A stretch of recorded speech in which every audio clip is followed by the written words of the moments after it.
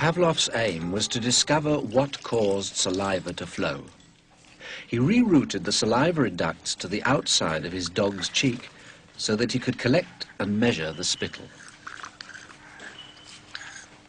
Perhaps, he thought, the production of saliva might be the result of a fixed nervous reflex, like a knee jerk. 5 минут 42,5 секунды.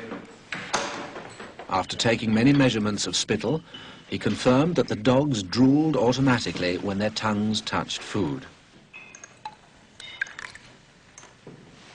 He called the response the salivation reflex. 4,5.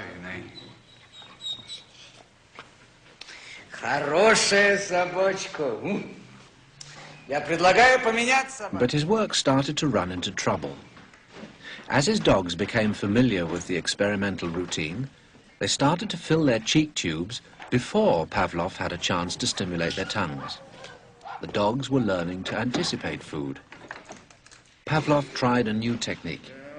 He erected screens so that the dogs couldn't see what was going on.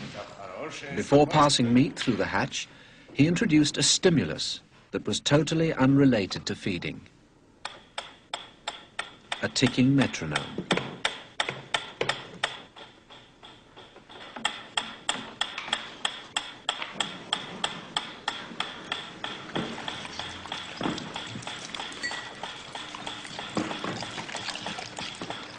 At first, the dog dripped saliva into its cheek tube only when the food appeared.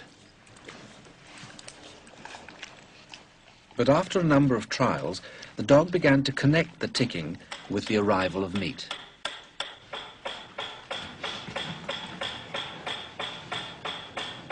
Soon, the sound alone made the dog drool. Eventually, the dog salivated as much to the ticking itself as it did originally to the presentation of food. Полная. Идите сюда. Что я говорил? He called this new response the conditioned reflex. Собака.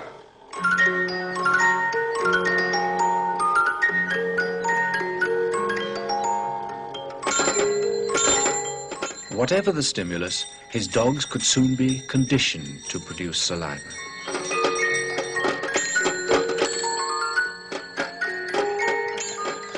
Pavlov believed that he had discovered how animals learned, even in the wild.